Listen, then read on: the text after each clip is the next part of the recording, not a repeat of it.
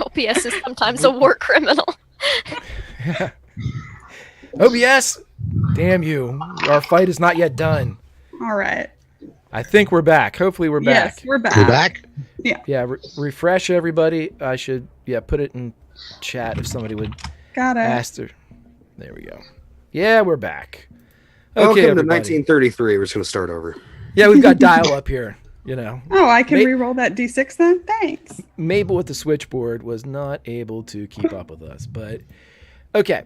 So, yeah, you guys are identifying the fact that I'm not sure exactly when it dropped, but Sabella was relating to the boys that Jack is alive, but gone. He was heading out back. Maybe we can try to figure out where he went. I have no idea what this is. I didn't notice either of them bleeding. Do we think somebody else has been in the building? Yes, I think so. Can I check downstairs, Greg? Force entry. Yep, absolutely. Which door would you like to go to? Whichever door Sabella has said that she thinks he went out of. Sabella's vision ended before there was an actual descent, but it looked as if he was heading towards the rear staircase. As I say, the back door. Mm-hmm. The back area. That's where he'll check. Success. Okay. You get down, you check all the way from the back staircase all the way down to the door, a door which you guys actually came through. Sabella and Phil came in through the front. Elijah and Strider, or I always say that, Elijah and Dwight came in through the back. And as you guys came in, at no point did you notice any type of forced entry upon your arrival. And now upon closer inspection, you do not see any type of shenanigans that look as if the lock has been jimmied. There's no blood. I'm going to go inside Grandpa's room. Okay. Just see if anything looks odd. You can give me a spot hidden for that room with advantage because this is a room that you know very well. Okay. Success. You don't notice anything out of place. With everything that's been going on, I'm not sure people are entirely confined to stairwells and doorways. Maybe you didn't see them take one because they didn't. Maybe. I mean, I think Thomas came here with his fun pack thing earlier. We can try to... I think this was... Did it seem like a while ago, Greg? I can usually get some sense of time. In your vision of Jack and Sil, you know that it was probably within the last couple hours, maybe half a day. But again, it's suspect because of that turpentine smear. That thing usually gives you trouble with pinpointing exact time.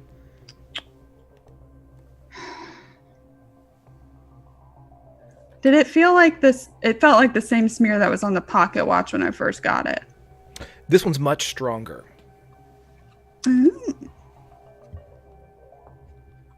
Great. All right. I have no idea how to go about finding him. Now I can check where he was sleeping, maybe try to go back before they got to this point. I think he's been staying in my bed. I can go just sit for a second and try to backtrack. Yeah, we have no location where Jack would go even before this, where he's from or anything. I would like everybody in Ives Esoteric and Antiquarian Bookstore to roll a listen check for me, please. Hard success. Hard success. I'm too busy talking to myself. Elijah's having a very, very personal conversation with Daryl Lecht upon strategy and survival and misses the explosion that seems to rocket through the canyons of New York City. But let's go above New York City for a moment as we have Calamity Jane bearing down upon if a craft could think, but it can't really, two great big gray balloons. Kate, as you are flying up, you see Calamity. She's well within. Wally's taking excellent care of her. Nowhere near. I mean, not as good as you, of course, but close. And she is ready. She is pinpoint, perfect, precisioned instrument, an extension of America's Flying Sweetheart. And as you bear down on this site, here is what you see. Currently, there appear to be 3 biplanes that are exiting the underbelly of both of these Zeppelins. 2 of them have exited what looks like the Hindenburg. 1 has exited the Graf. And as they begin to circle, you notice that there is a smaller object, the object that you identified as Thomas Mueller, who seems to be going toe-to-toe with them. And the reason why you can see him is there is a gout of green flame jetting from the back of his rocket pack as he flies through the air, but you also see columns of fire launching from what look like each of his hands as he is emitting flame and trying to burn these craft as they approach. But it is very evident that he is woefully outnumbered. And it's the biplanes that are converging on him at this point, right? Yes, and the Zeppelins themselves are circling, and America's Flying Sweetheart, Miss O'Callahan, I'd like you to roll a spot hidden for me, please. Yes, sir. I'll crit that spot hidden, Greg. Good, because with that crit, you're able to see between the 2 Zeppelins, and you see a purple storm cloud coming toward you as lightning crackles in between, jetting and creating chain lightning that illuminates these, not necessarily fog or moisture created phenomenon, and it is rushing rapidly from the east to the west as it rushes into Manhattan space. Also, because of you critting your spot hidden, you see 2 figures standing on top of each Zeppelin, and they appear to be gesticulating wildly.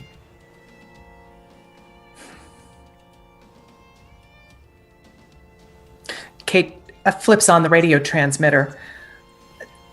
Thomas, it's Kate. Are you able to just hold him off for a little while? Let me see if I can take some of this heat off of you. All right? You got to hurry, Kate. And at that point, you see a chain gun go off on the top wing of one of the biplanes, and you see a spark spray from the rear, and for a moment Mueller goes flying sideways, almost an errant rocket that's lost its propulsion or ability to control itself. An aileron is just busted off of it somehow, and he's able to right himself, and you see the flame go again, but it's obvious that this isn't the first wound he has taken. Okay. Kate presses takes those throttles and pushes them to the left and up past the stops to 110% to get everything she can out of the engines and get there as fast as possible. She pulls up so that she's able to come into the tangle from out of the sun if possible. And I'm taking on the very first of those biplanes that I can get to and try to get some of this off his back before I go for the Zeppelins. Okay, we're going to roll a D100 here, as there is no roll for the union of craft and flyer. So, Calamity Kate, make your roll. All righty.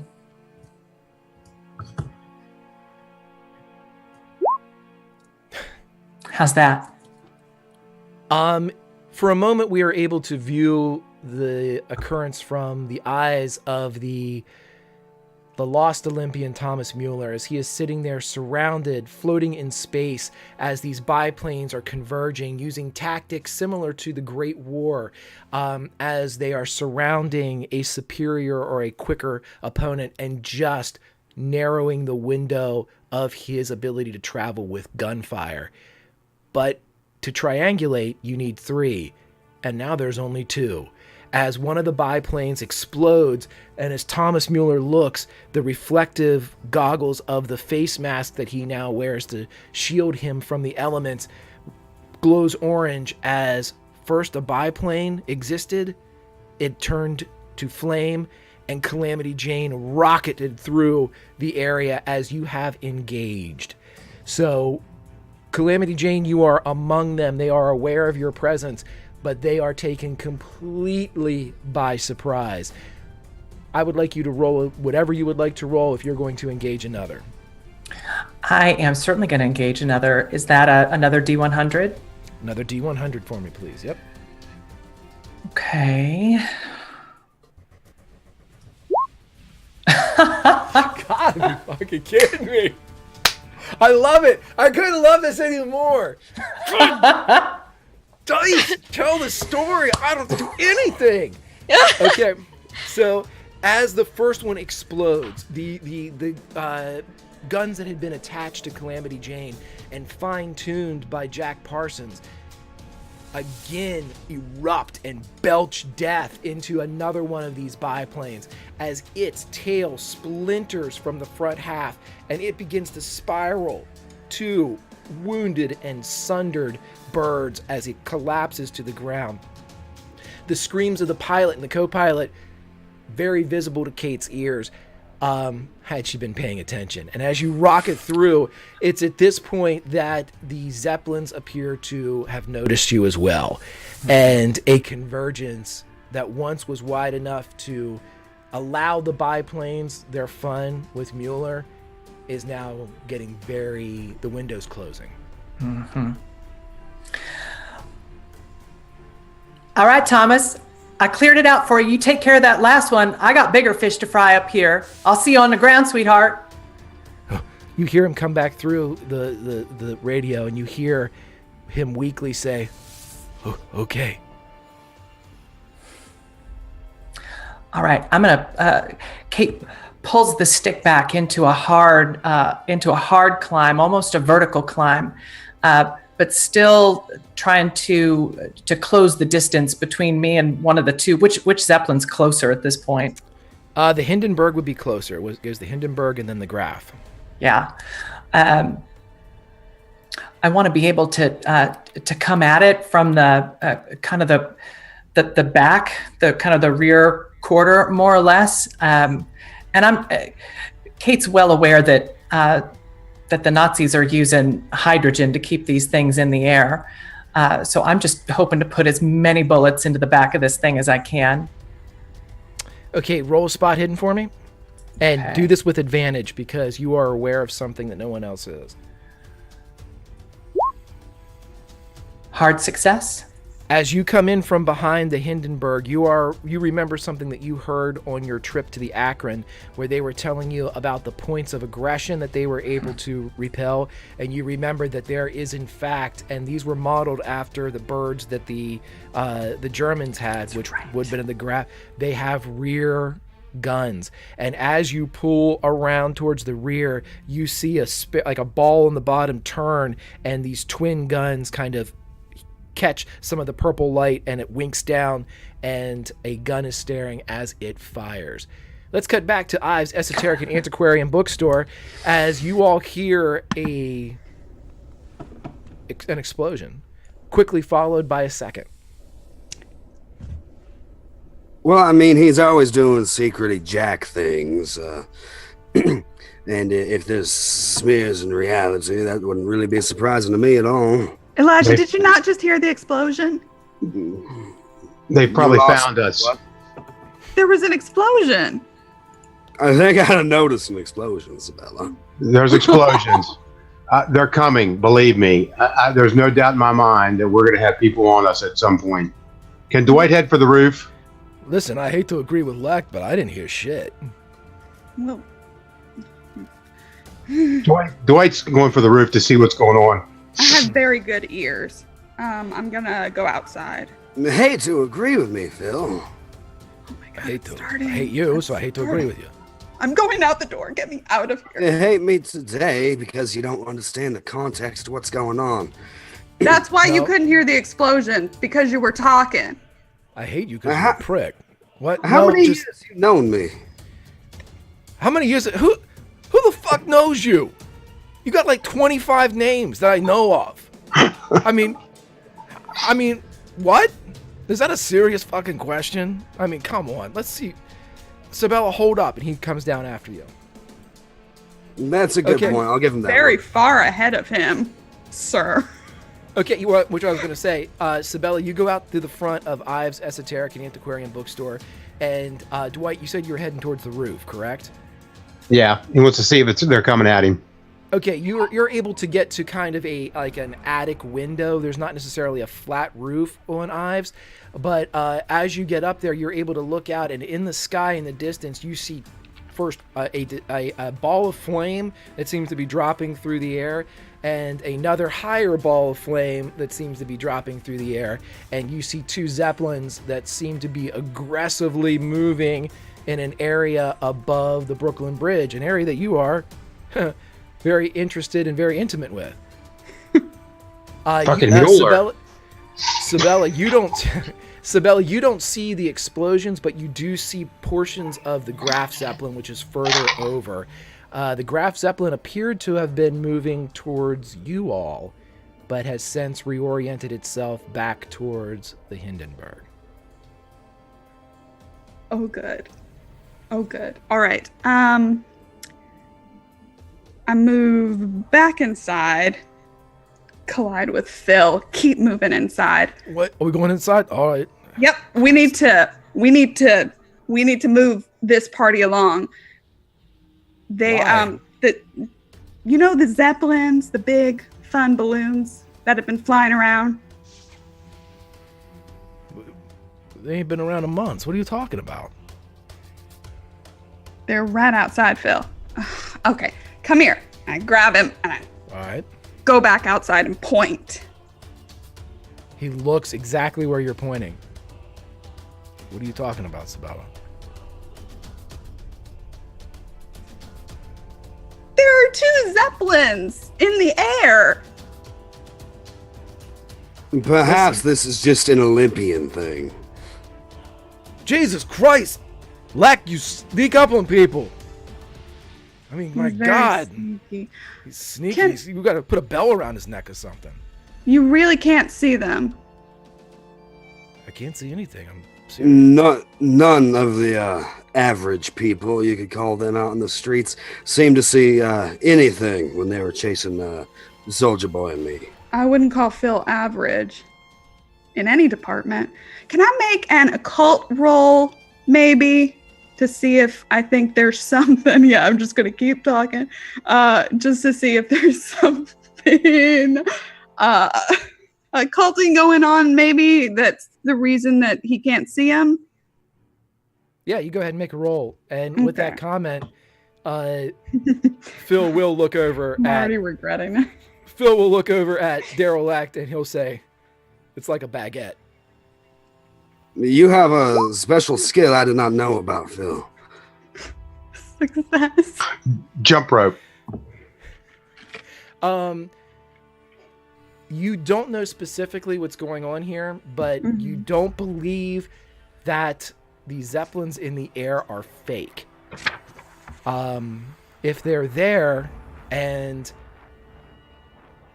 Phil can't see them, then they're probably being masked somehow. Yeah. Hey, Jeej, would I know that Zeppelin was coming towards us? Yep. You've got a better vantage Okay. point. It seems as if the nose has turned back around, and you can see with Zeppelins are very they move very differently than aircraft. They can stop, go backwards, back like a car in the air, and that's why, in fact, that's one of the reasons why the Hindenburg got into trouble. It hit that radio tower when it was taking off because it was backing back up.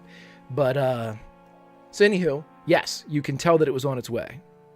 Okay. Well, I would probably run back downstairs and say they know where we are. Something's going on. It's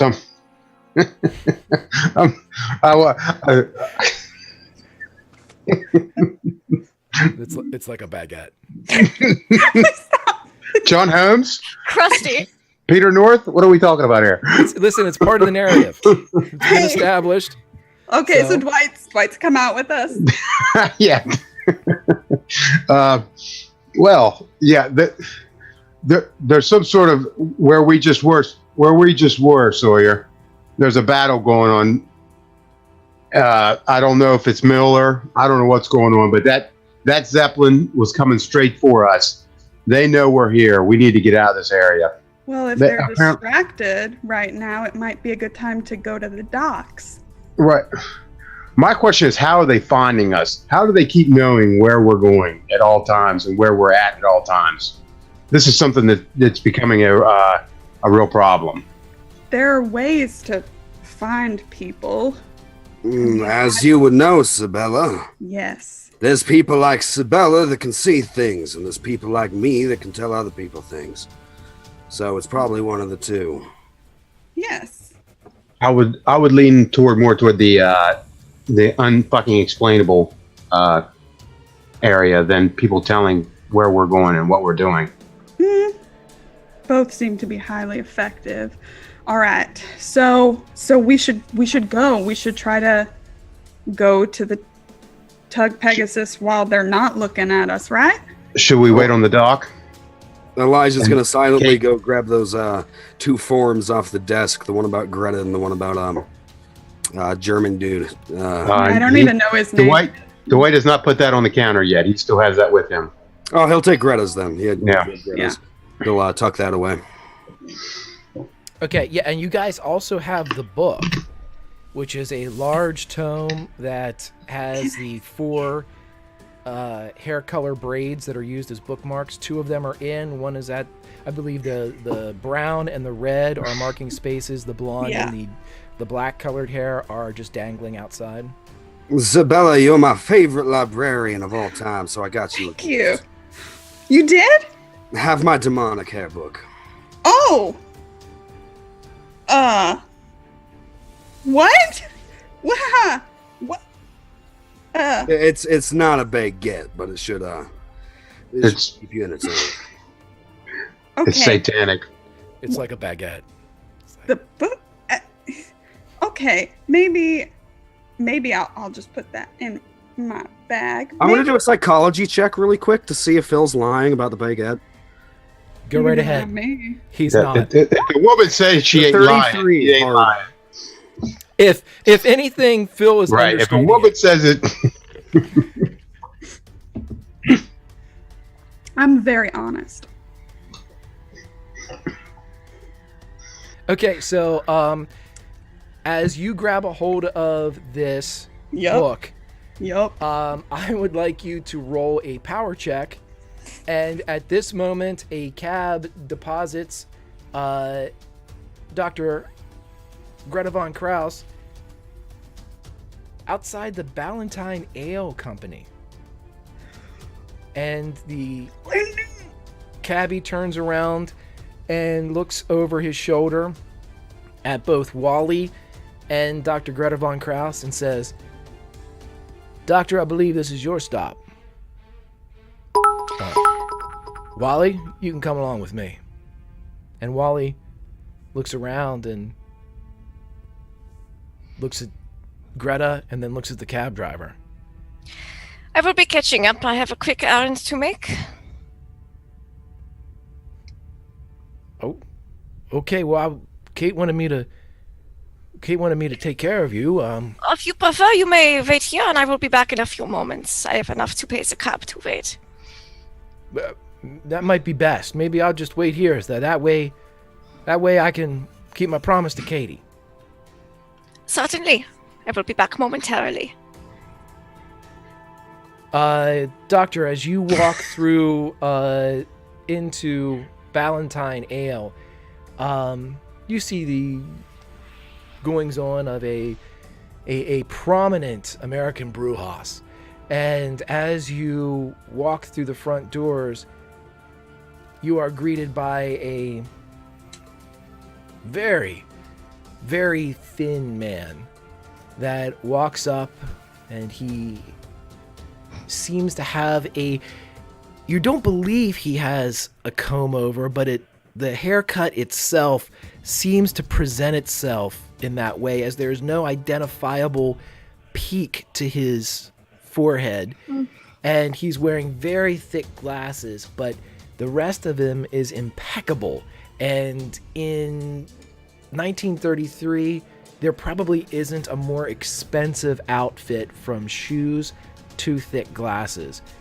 As he waits and walks forward, kneels down, takes your hand and says, Dr. Greta von Krause, Gabriel Ballantyne. And as he kneels down to kiss your hand, his swastika pin glints in the light. Guten Tag. It is a pleasure to meet you. Oh, it's a pleasure to meet you as well. Why don't you come right back here and let's have a little bit of a talk. I was led to believe that you wouldn't be showing up anymore. Perhaps the powers that be were wrong thinking that you had switched sides. And we'll cut away from that scene as we go back into the air as Cato Callahan, you are bearing down on the Hindenburg.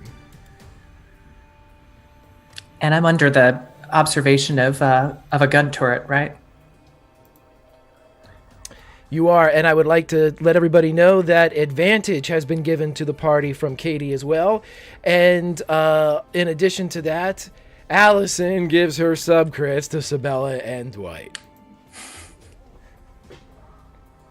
Which I usually don't allow to happen, but fuck it, whatever, let's just do it. It's like a baguette. I was asked a question. I answered. She's the best. That's why. Mm-hmm. All right. How do you want to work this for aerial combat? Because I feel like I maybe want to dodge here if I'm going to get shot at. You are. Here's what I also want you to realize is that you have got maybe a round or two before this purple storm is on top of you. It's moving at an incredible rate. It's not moving naturally. It's moving almost at the beginning of Flash Gordon, whenever the hot hailstorm was going across the globe. For all of you that are 1,000 years old like me, that's what it looks like. So you can do this. We're going to roll a contested roll here. You can roll an attack roll, a D100. You can roll a dodge roll, also at a D100. If you roll a dodge, you can have plus 20. I'd have to beat you by 20% to hit you. If you roll an attack roll, I get plus 20% to hit you as you're kind of bearing down on me. So you have more of a chance of dodging with a dodge, but you can stay and fight, whatever you'd like to do. Kate sees that storm gathering, and you can overhear her say to herself, bat dragons. I can handle bat dragons. And she notices the turret turning toward her and kind of initiates a barrel roll to roll out of the line of fire and reposition herself for a better approach. Okay, so roll a D100 as I will roll one. Oh.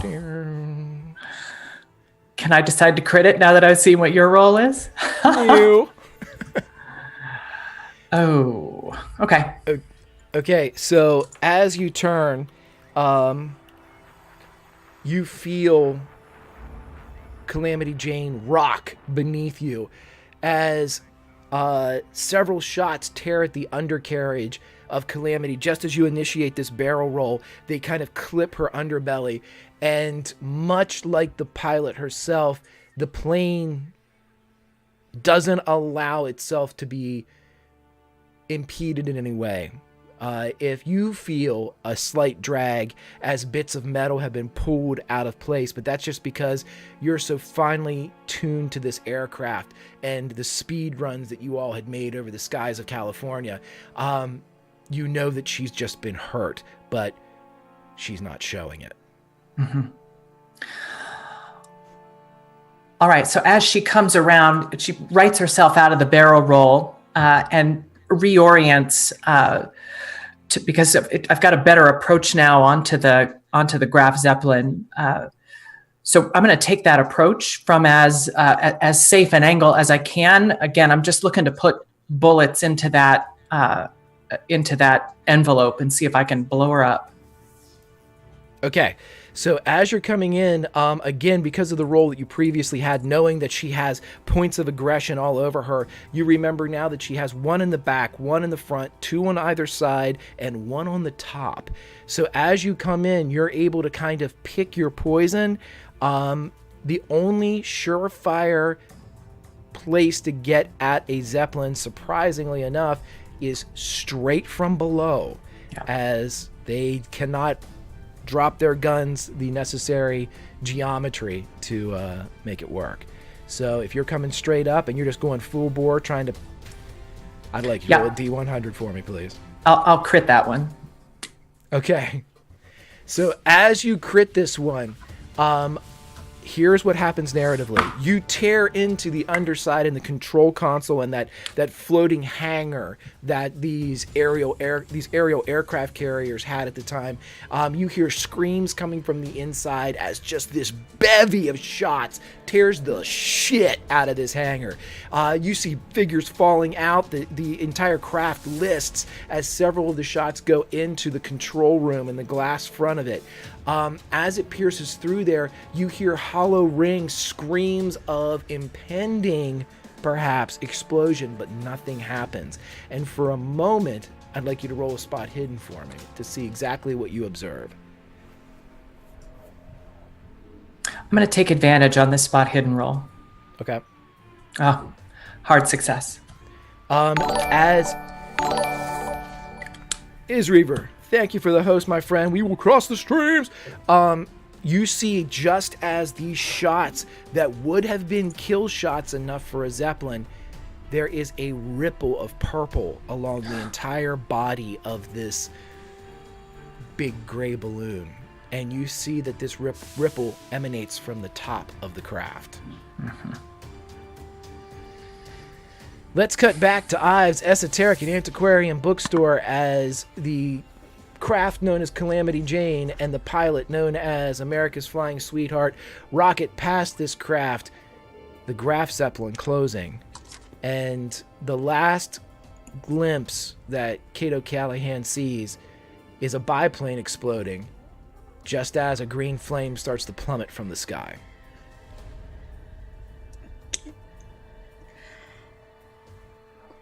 So what should we do? Are we going to the docks? I know the docks. I believe I was holding a book and told to make a power check. Yeah, but how'd you do on that? I kind of forgot about that. I was thinking about my baguette. Yeah, well, what a surprise. Stop with your baguette, dude. I'm not, okay, I've been yelled at for 3 weeks about books. And Italians and their breadsticks, dude. Come They're on. delicious. Just wants to dip his breadstick in somebody's marinara sauce. Oh, come on now, for real. Lindy, that's for our private chat. I'm just going to crit the power check. You're just going to crit the power check? Yeah, okay. no, I've been yelled at not to fuck around with it. Okay, so as you crit the power check, here's narratively how it happens. You are beginning to kind of hold the book, and you can feel this, even through your gloves, this drag of power as something very sentient seems to be at work in this book. And because of your touch-induced psychometry, it responds very, very willingly to this. And you feel that if you were to touch this with exposed flesh, oh, thank you for the host. We got a raid coming in of 16, everybody. Welcome to 1933, as we are currently fighting Nazis in the skies above New York City. Caitlin Jane O'Callahan and her craft, Calamity Jane, are taking it to two Zeppelins, the Graf Zeppelin and the Hindenburg. One of our party, Dr. Greta von Kraus, played by Laugh Love Lindy, is currently appearing to be a bit of a traitor. We'll see. Nothing's as it seems here in Pulp Cthulhu. And our keeper is making infinite number of penis jokes, and he won't stop. Welcome. Because we love it. Right. We live for it. Welcome to 1933. Some of us apparently love it. Yeah. Welcome to 1933, everybody. If you like what you see, hit that follow button. Follow these lovely people that you see here. Otherwise, sit back and enjoy the ride. We're going to do this pre-World War II style. So as you are getting ready to open this tome or touch this tome, you realize that if you were to make contact with this with your bare flesh and not through the covering of your gloves, that this is something that could potentially induce, thank you for the follow, could potentially induce a coma-like state, because the mixture of these two powers would not be very conducive to your condition. You know this because you created it. It's almost as if you read it through an occult history check, if you will. And so with that, you are gifted with the knowledge that therein between these pages, at least for you, Sabella Ives, lies a very terrible trap. I just like books so much. Mr. Sawyer, maybe you should just hold on to it a little longer. And Soldier Boy, could you hold on to that book for me? I don't like demonic things, Sabella. You know this. Dwight will take it. He'll take it off of her, because if she's asking, then he knows. He knows that something's up. put it in your bag maybe, and don't look at it or touch it or open it. Just, I don't think anybody should, maybe. Or throw it in the Hudson River. But it looks old. Don't throw it away. Oh, old things die.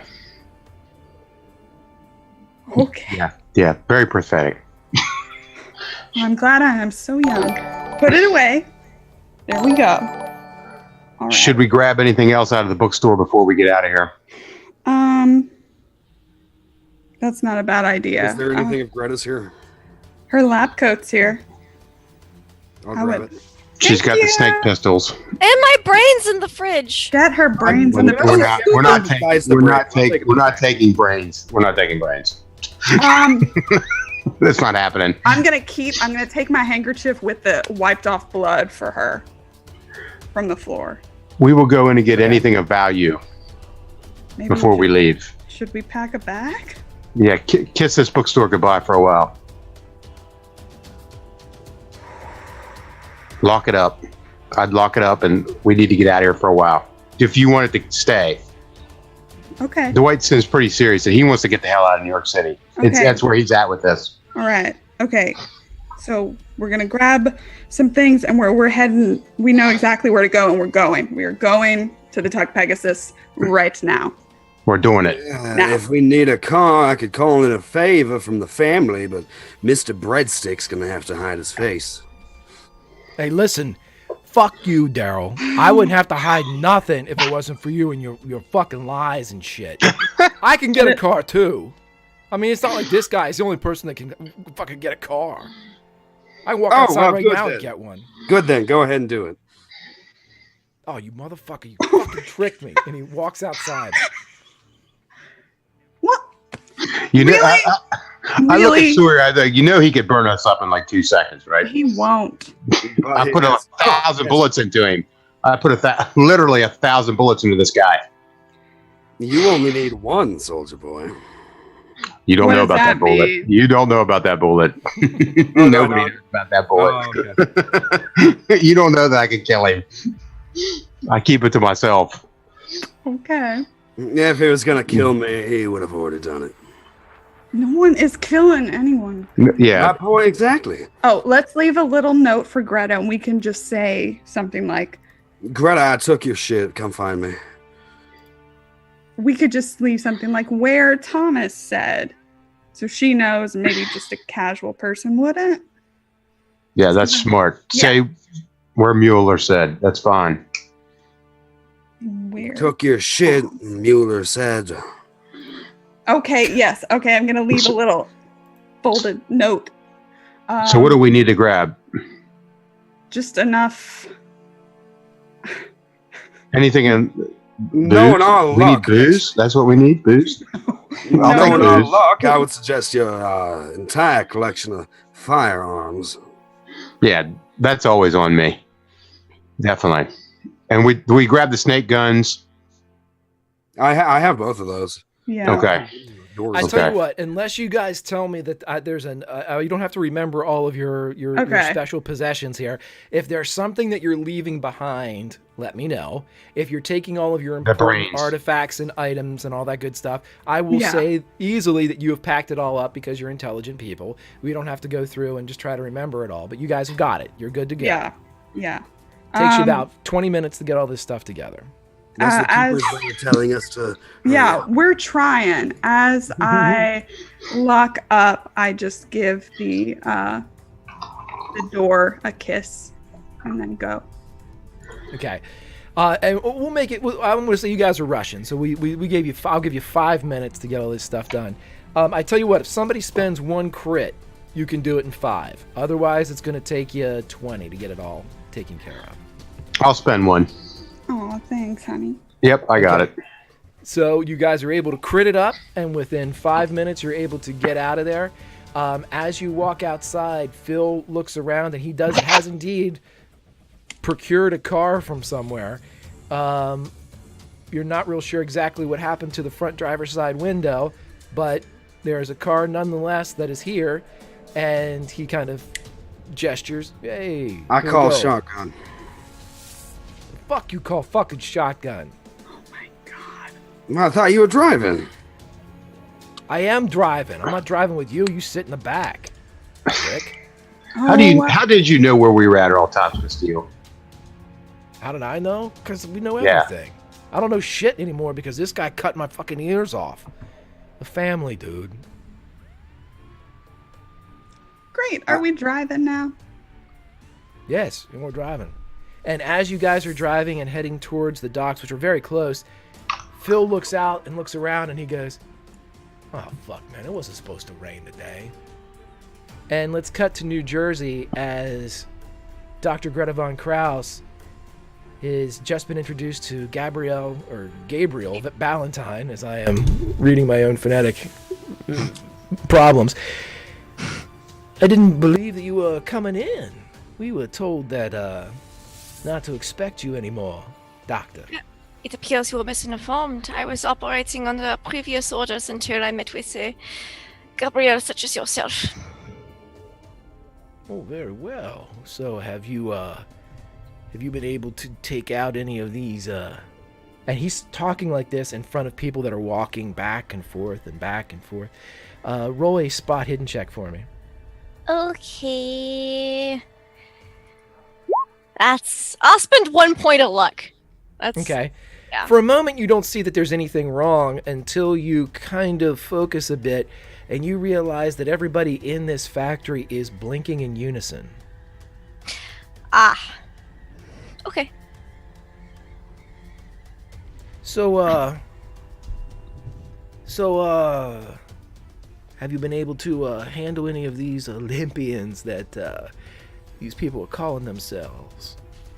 My orders were to gather as much information as possible, not to eliminate anyone, even at the cost of German lives. I would assume you knew that, seeing as how you were my contact.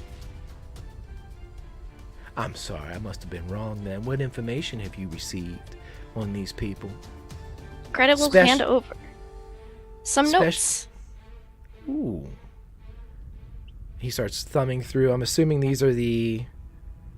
what notes are these, before I make any These assumptions? are special notes. She only writes in German when she writes anything. She keeps 2 copies of everything because she's paranoid. These would be edited notes from the psychometry on a plane, mostly. However, Sawyer's would be heavily Redacted? edited. Yeah, redacted. And maybe a little bit of Dwight's as well. Well, this appears to be a start, at the very least. Has your cover been compromised, Doctor? Not that I'm aware of. I believe that Fraulein O'Callaghan might be suspicious due to certain recent events, but the rest, nine. Oh, very good, very good. We have, I'll ask you a personal question here, Doctor, but when was the last time you spoke to Herr Dietrich? Well, the last time I spoke to him was the last time he was shooting at me through a door, and it was for approximately about 8 syllables, and he wrote down Barentinale. And it would be, and she'd give him how long ago it was. Very good. It appears that he hasn't gone off the grid either. We have lost contact with the good Joe. Seems that he is working under orders that are coming directly from the Fuhrer. But it appears that you are as well a war criminal such as yourself. Seems to have done quite well for herself. No thoughts of maybe joining the other side, Doctor? Why would I do that? They are extraordinarily technologically behind. This gentleman pushes up his very thick glasses, and for the first time you notice, now that his hands aren't behind him or grabbing yours to kiss, that he's wearing very thin velvet gloves. And he takes one in his teeth, and starts to pull it off. And he puts his hand out. Well then, allow me to formally make your acquaintance, Doctor. Greta always has her gloves on. I'm assuming he means for me to take my gloves off.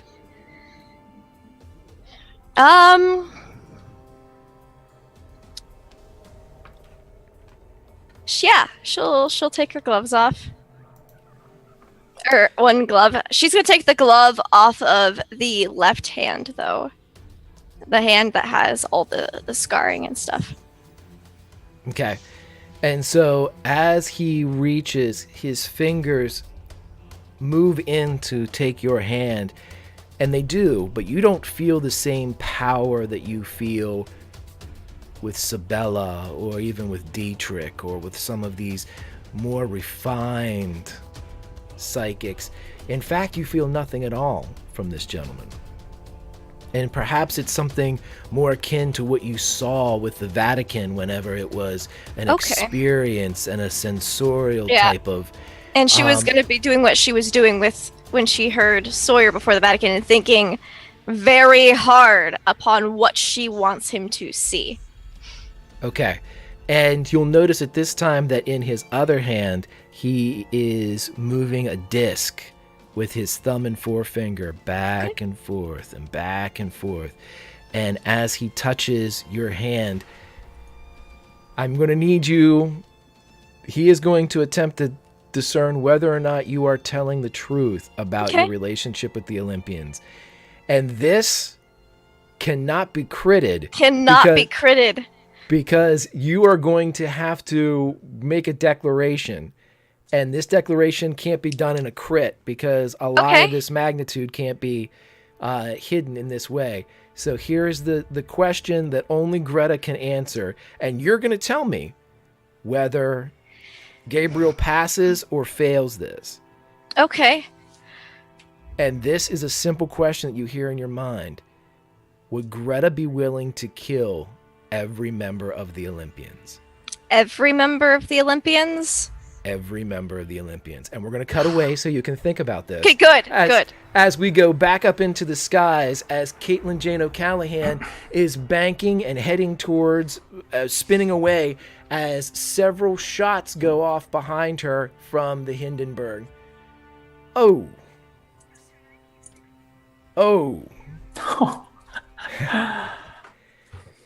So as you are coming up, just as you rip the shit out of the bottom of the Hindenburg and that purple kind of ripple goes around it, as you rocket past, the guns themselves aren't able to get up in time to actually track the speed at which Calamity Jane is flying, but something else can. And as you peek over the top of the Hindenburg, a bolt of purple lightning springs from the hand of one of the figures on top, and it snakes and tears along the fuselage of Calamity Jane, and you hear your girl scream as the engine itself catches, and you see some type of fluid start to eke down and over the cockpit. And again, much like the pilot at her controls, Calamity Jane refuses to show this wound, but you know that it is a terrible one indeed. But she is not giving up the fight, and you still have her under control. But something that you're not, it might be fuel, it might be, you can't tell, because with the darkening of the clouds, there's just some type of fluid that is beading and stringing along the canopy. Can I do a mechanical or electrical repair roll to either see if I can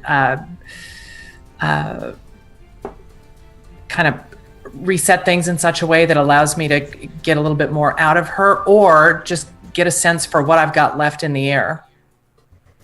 Yeah, give me a mechanical roll, and I will, depending upon the how you succeed. Hard success. Okay, yeah, you think that Calamity is going to start to lose power in the next couple of moments. Not power where she's going to fall from the sky, but she's just going to start, she's bleeding to death. And you could probably stop it, but it's going to take you out of the fight for as long as it takes you to stop it. But, Calamity isn't a box with strings in her. She can be worked on in midair, but she's hurt bad. Yeah.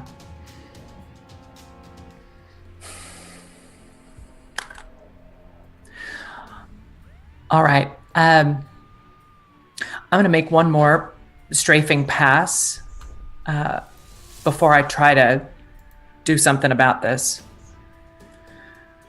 Okay. So, same deal. I'm trying to, although I may not be able to at this point with the storm coming in, but trying to bank up. So I'm coming out of the sun at him. So it's a little harder to see me and harder to track.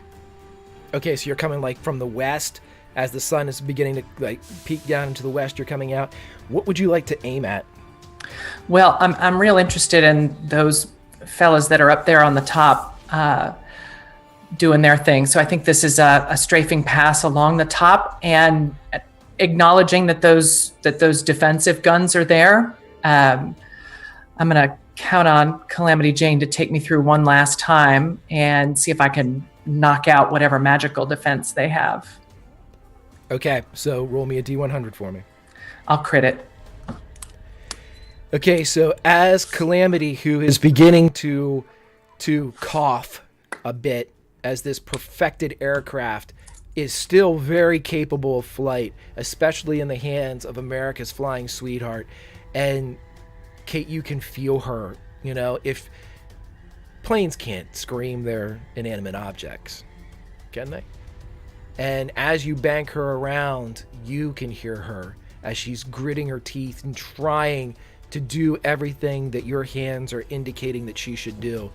And you feel her rally almost with a second wind as you begin to bear down on the top of the Hindenburg. Mm-hmm. And as your guns erupt, I would like you to roll a D50 for me, please. Okay. What am I rolling here, just so I know what I want to use? You can roll a D50 for me, please, because crits ain't gonna. This is for me. This is for me to know how I'm gonna make this. Okay. How do I do that actually? /R 1D50. Mm-hmm. /R all together. Space in between the R and 1D50. /R space. There you go. Oh fuck! Get the fuck out of here! I swear. Okay.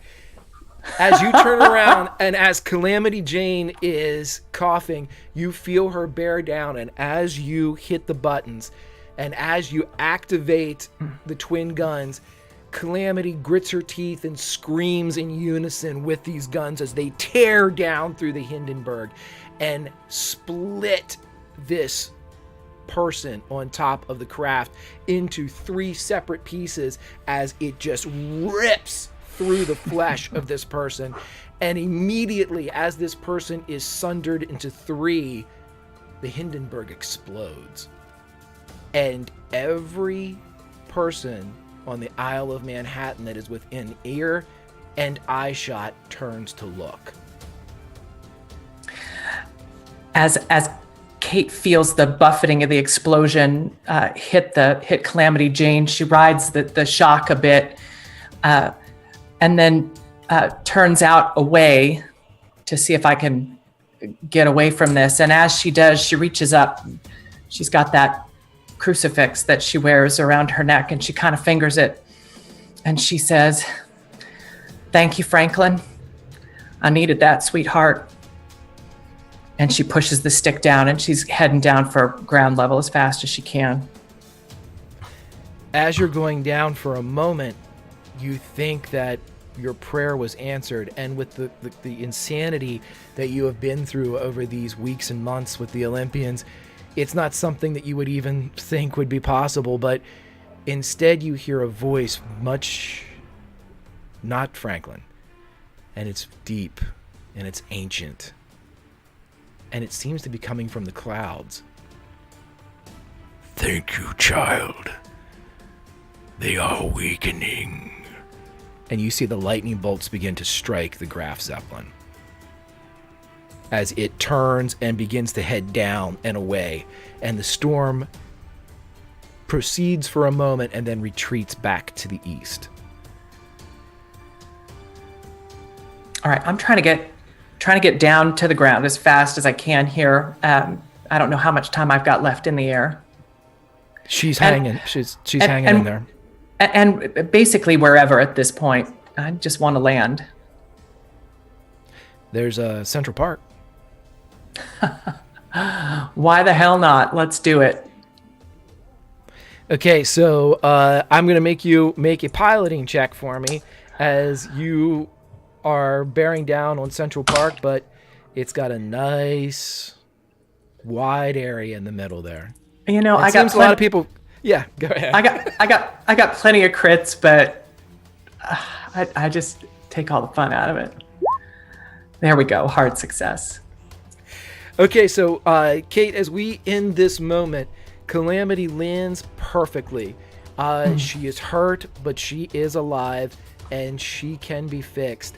And just as you land, everyone seems to be clearing out, and the park, the main thoroughfare there in Central Park, is very empty because with the rain coming, people have been picking up any picnics or pedestrian traffic, and they've gone the way of shelter. However, at that moment, there appears to be wedding pictures that are being taken. And as you land and pull back the canopy and jump up and get yourself ready, the wedding photographer turns and snaps a picture as Caitlin Jane O'Callahan, the savior of New York City, is identified as having destroyed some type of unidentified aerial assault above the city. And speaking of aerial assaults, let's cut to the docks, which aren't aerial nor an assault, as we have some Olympians that are standing before the berth of the tug Pegasus, of which there's no tug Pegasus seems to be out doing its job. Well, it was here earlier. Didn't Tom's note say the ground beneath the tug Pegasus? It did indeed. I knew that. But there's water underneath it. Sure is. How does she remember that? She takes notes. Very detailed notes. Okay, so I just walk out to the place where it's normally docked and look around. You don't see anything, but it does, without requiring a roll, because you guys have researched this a bit. Yeah. You do know that each of the city boats have their own berth that kind of litter the docks surrounding Manhattan. So the tug Pegasus always parks here. Mm-hmm. And with that, though, all you see are the lead wraps and the rods there to bring her in and tie her. Can we talk to somebody? Yeah, roll me spot hidden, see if you can find anybody. A lot of people seem to be going around. You will notice that Phil is looking rather worried that there appears to be rain incoming. Oh. Oh. Are you actually worried? Yeah, Phil's like walking and pacing at the end of the dock, like he's not coming out on the dock. Phil, do you just want to stay in the car? I could, yeah. I mean, I could stay in the car. Why don't you just stay in the car? Anytime we had a rainy job, he would always be the one to stay in the car.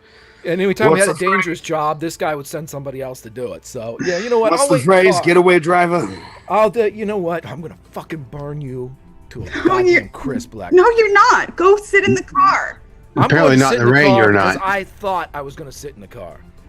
Soldier boy, don't you start. You shot me like 75 times. And look, woo, here I am.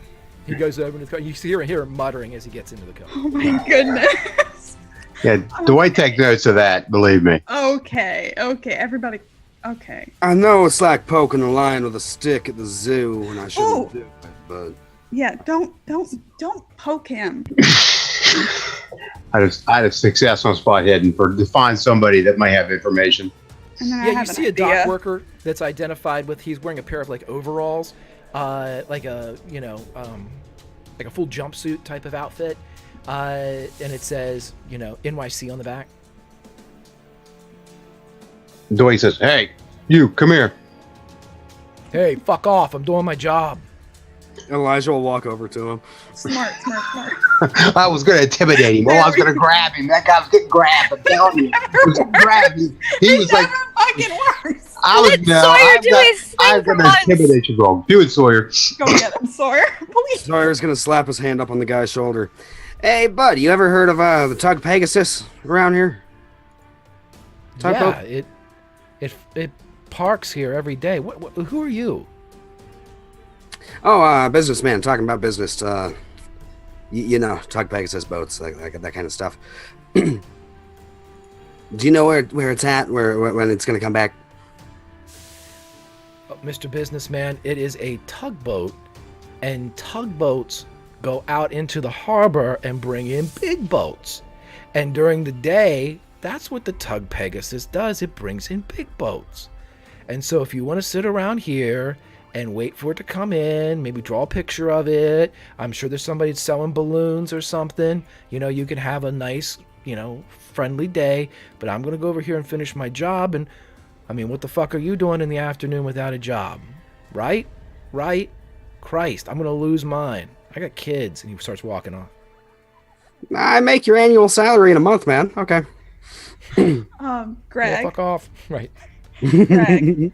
So we've kind of put together at this point that we think some of the things that Tom took from Caduceus that we had recovered in Bolivia, that's what he's kind of leading us toward. So if I recall correctly, and I do, when we were in Bolivia, I would get like a yummy feeling when I was near one of those things. Can I try to find it again?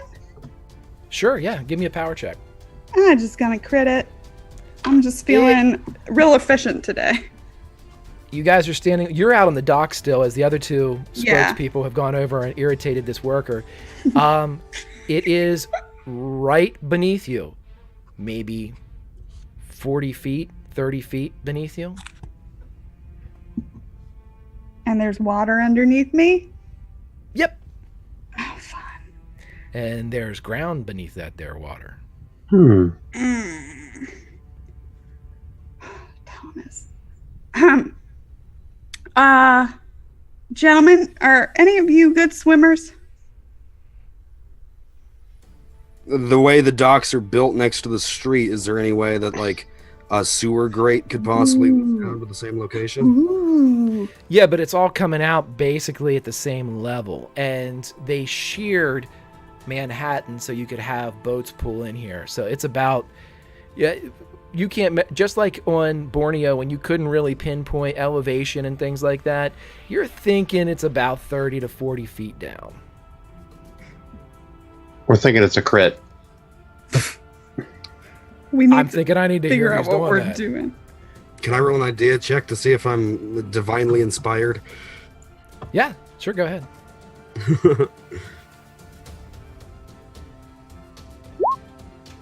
Nah, I you got don't know what's going on. on. Rarely do I. So it's just a sheer drop off. Your guess is where you are on the dock, which is 15 to 20 feet away from land, and it's directly beneath you. And when you start walking back towards Manhattan, it seems to be like you're leaving it behind. So if you had to make a guess, Sabella, and with the attempted idea roll of Elijah, whoever he is, you guys are able to determine that it's down in the water somewhere, probably at the base of where this dock meets the ground. Okay. Hey, tell Phil to burn that crit and get down there and swim. Phil's not getting in the water. What is the matter with you? Fuck you! I thought he broke that window. He's in the passenger side seat because he doesn't get wet when it rains. Oh my gosh. Oh, Christ, he's easier to kill than I thought. Well, I mean, he can take a shot. Nope. I stopped talking. Here we go again. Stop talking. What was that? Someone's got to go down. If neither of you are volunteering, I will. I mean, Dwight will go if you want him to go. He will I go. don't need you to go. But I could spot hidden probably a little better. We could both go. We're both going to use a crit. Because that's what's going to take. We're both going to go swimming. Mm. If you want to go, if you want to go massage, I want to go so bad. That's what me. Dwight's like, Dwight will use a crit and he's going to swim. No, fuck you. Fuck you. No. I'm going. Why is it gotta be like that? I'm Okay. going. All right. Fuck me. Okay. God damn it. Fine. I take off my maid outfit. I don't want anything weighing me down. Well, what are you wearing? Underwear? You're welcome. We've seen her do worse. What's going on? What are you guys doing? We're having a rain. That was the best. That's true. This is true. I forgot all about that.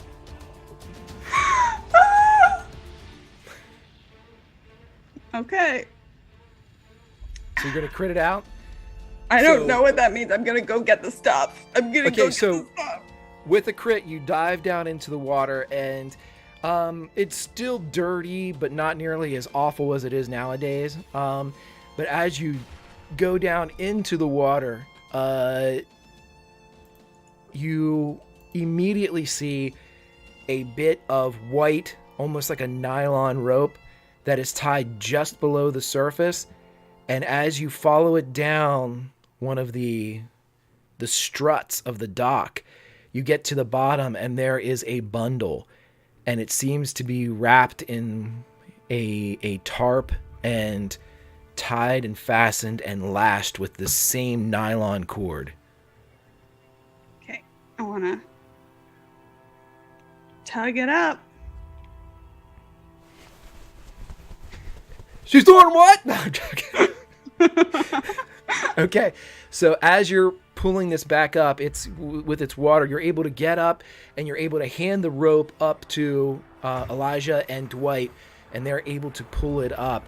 And as you all pull it up, sealed perfectly in a watertight pouch, is a bundle of some kind. Would you like to open it? Yeah. Paranoid Okay. Elijah's nowhere near her opening it. He's still back on the sidewalk. Yes, as I get out of the water, just looking amazing. Somehow more amazing than I normally look. I will open this bundle. You looking great, babe. Wow. You should have seen it in the jungle. As you guys open this up, you have to kind of cut into it. I'm sure Dwight's got 80 knives on him. As you cut into it and open it up, you discover the following. The book that you found in the Temple of the Dreamer with the Tyrannish, the scrolls that you found in the Temple of the Dreamer with the Tyrannish, the staff of the serpent that you found in the Temple of the Dreamer with the Tyrannish, a brick of some very familiar green substance, and a jetpack. Let's cut to Ballantine Ale. Guys, we did it. As the question has just been asked of Dr. Greta von Krause, would she be willing to kill all of the Olympians? Lindy, does she pass or fail? Yeah, there's no role involved in this at all, is there? You tell me. Under certain circumstances, yes. That doesn't work. Would you be willing to kill, or would Greta be willing to kill all of the Olympians? Greg, this is me as Lindy. She would only kill Sawyer in self-defense. Then But you wouldn't be willing to kill the him. rest of them, okay. Okay. That's her thing, is she'd only kill Sawyer in self-defense. He's spinning the coin and he stops. And his eyes narrow behind the thick glasses. And he shakes his head. I stick him with Alptron. Nat 20. So, as he looks up, you jab one of your hypo sprays into his belly. As he looks down, his eyes go wide, magnified by the thick glasses. And ladies and gentlemen, that is where we will end this episode of Project Athena here in lovely 1933. The head shake is what I needed. I was like, okay, nope. I'm so glad I saved that one. I love it. Oh my god. Okay, ladies and gentlemen, boys and girls, Olympians of all ages, thank you for joining us in 1933. But before we depart, I would like to hear from our intrepid band of adventurers as they tell you what they thought about this episode. Allison, take it away. Hey, incredible all the way around. Finally got my plane. And as you can see, even with the rolls, right? How does that even happen? I don't know. Unreal. I don't know. But actually, the reality is, I think I only really remember 3 words from this show. 3 words, and they were, and a jetpack. Cannot wait to see where that goes. All right, folks, thanks so much for being a part of this amazing audience tonight, amazing in chat. Thanks for all the crits, all the advantage, all the love. Until next week, you can find me dreaming about zooming around through the skies in a jetpack at Allison Robinson with 2 L's and a Y. Catch me on the WanderQuest podcast. Catch me on God's Fall.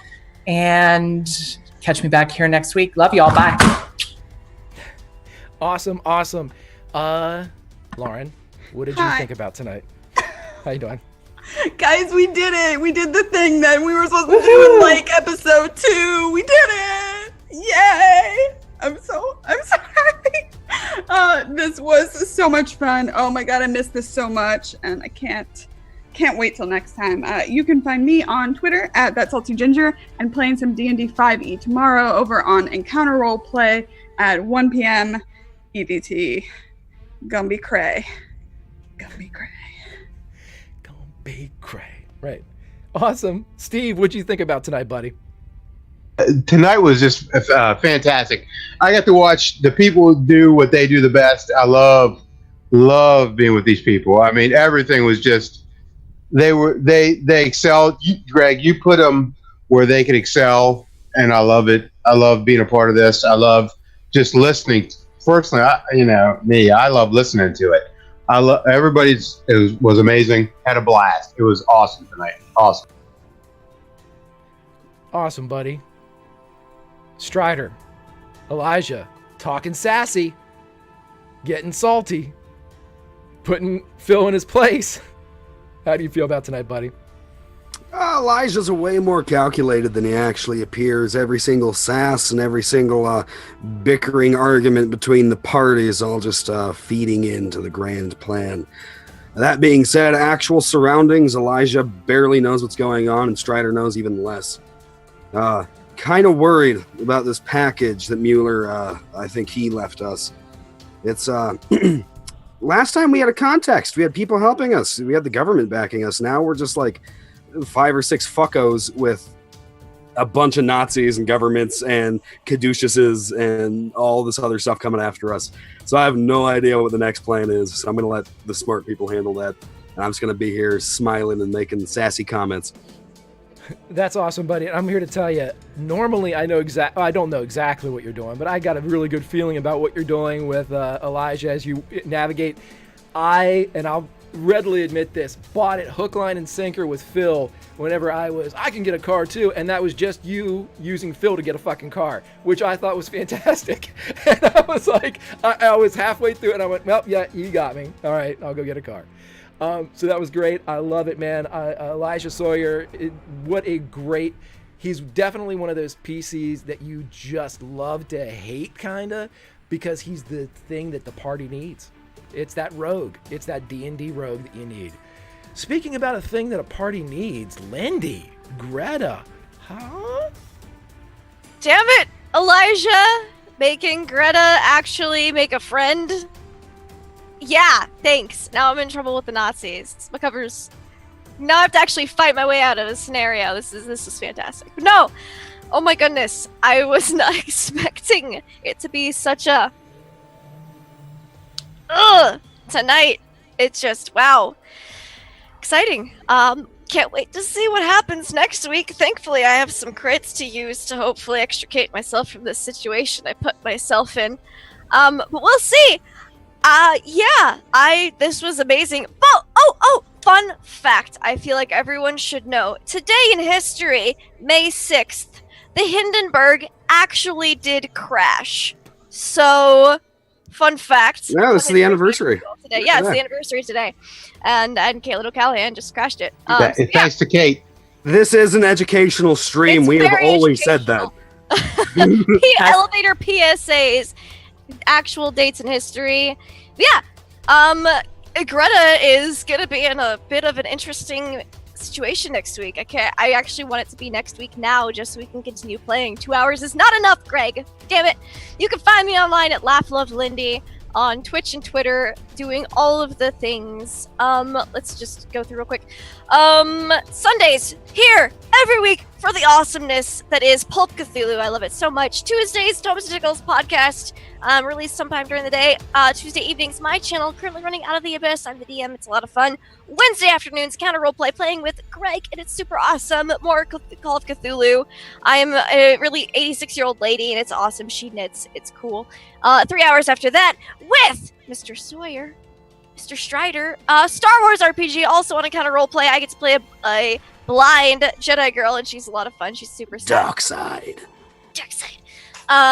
Thursday nights, web DM, their Twitch channel, playing a bard. It's super fun. Really cool, dark Sunday-inspired game.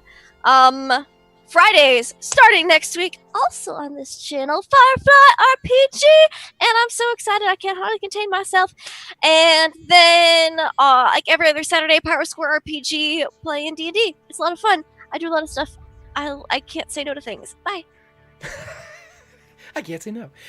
Absolutely. As for myself, Grimjack21502 on the Twitches and the Twitters. Please hit that follow button. Please hit that like button on YouTube if you did indeed like this.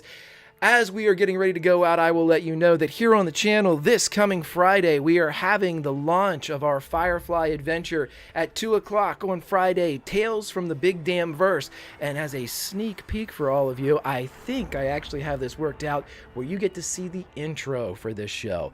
But as for Project Athena, we were going to be back here next week, and this is news for all of the cast.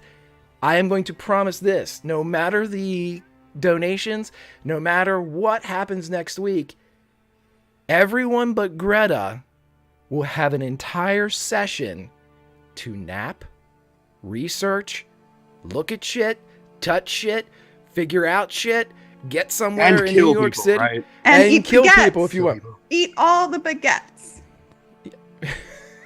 Right. So there's that.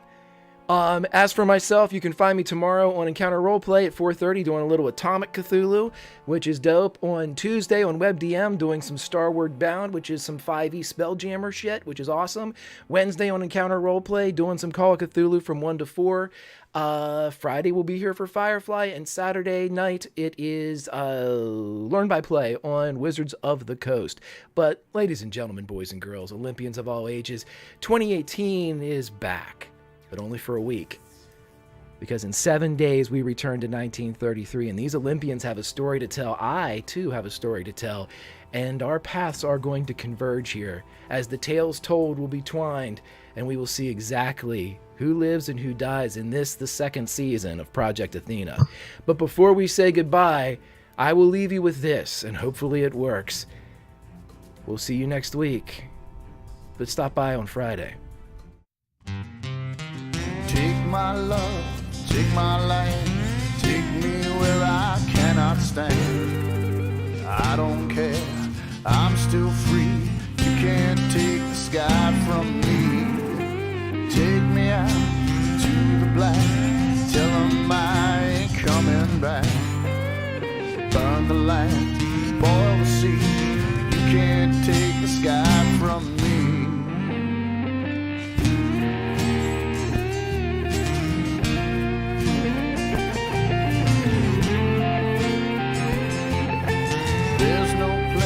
I can be since I've found serenity, and you can't take the sky from me.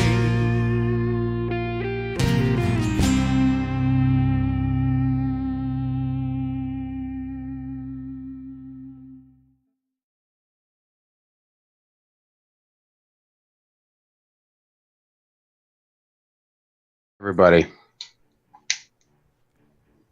So everybody, that was the Firefly intro. I hope you enjoyed it. It was made by our very own Elijah Sawyer. And if you need any type of video work done, go to it. As for the song, that was sung by my brother Glenn. So links to him will be in my Twitter whenever we go live with all that good stuff. But whenever you need someone to sing a song for you, he's a good singer. So He is. Everybody else that donated this evening to help keep these people alive and keep my greasy Thank mitts you. off of them. Thank you very much to all of you people for keeping the show afloat. Hope to see you all here for Firefly, but I really hope to see you back here in 1933. Until then, take care of yourselves, everyone. We'll be here waiting.